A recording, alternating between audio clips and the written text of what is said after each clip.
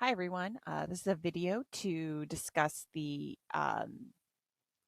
Chapter 1 for Management, Business 137. I just wanted to give a quick overview of what you can expect for this chapter, explain a couple things in more detail.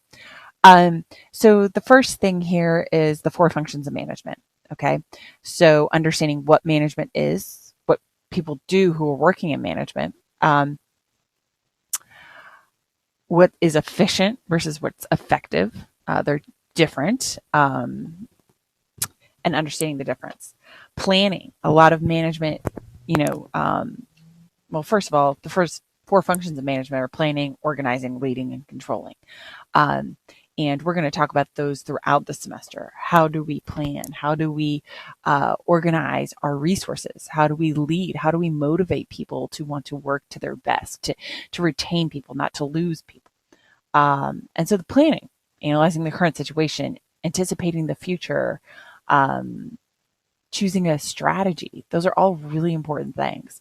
So we do all these functions every day in our daily lives, right? So planning, do you ever make a to-do list before you go to the grocery store? Organizing, how much money do I have in a checking account? Can I afford to take my family on a vacation? Leading, persuading someone else to do something, whether it's your child, your boyfriend, your parent, whoever the case may be. And then controlling, balancing your checkbook. And if you notice that you're spending too much money, maybe thinking about that. So, for managers, days are busy, they're fragmented. They're constantly being interrupted by one thing or another thing. And so those are, a manager is doing all 4 of those activities and sometimes in the same day. So roles of managers have been changing. So we have frontline, middle line managers, and top level managers, right? And frontline managers are the ones dealing with the actual employees. Middle level are the managers of the frontline managers, and then top level managers of middle level. So there's different ways that roles that these managers are having to deal with today. We're continuously, people are not loyal to their company. So they're continuously looking for ways to keep people, retain people, being on the cutting edge, beat their competitors. And then various skill levels at each level of management, right? So at lower levels of management, you have more technical skills. So usually people that are in charge of the frontline employees should know how to do the job that the frontline employee is doing, so then they can tell them how to do the job.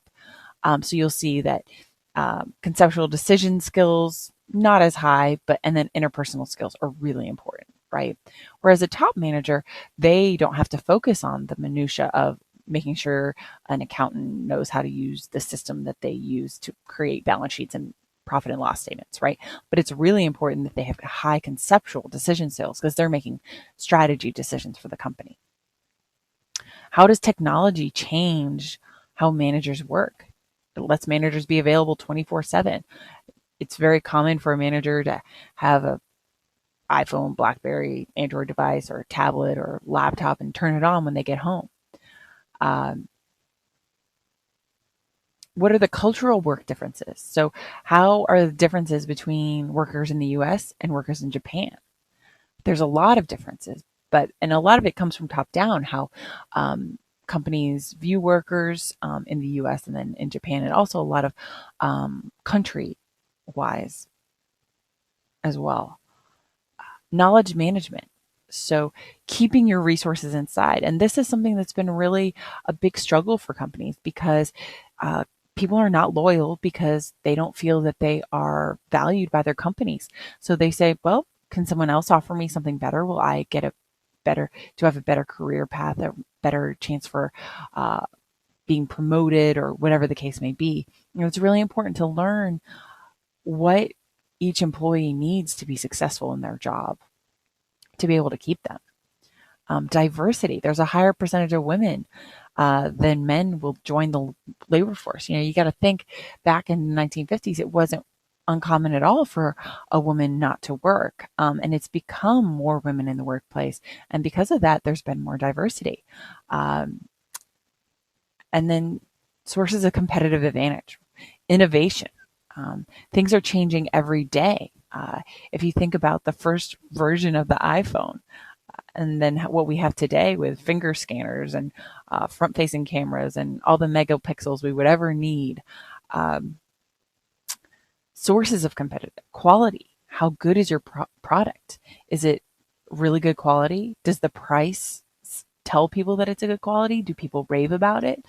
And those are the things that are going to really give you a competitive advantage in the marketplace, which is very competitive.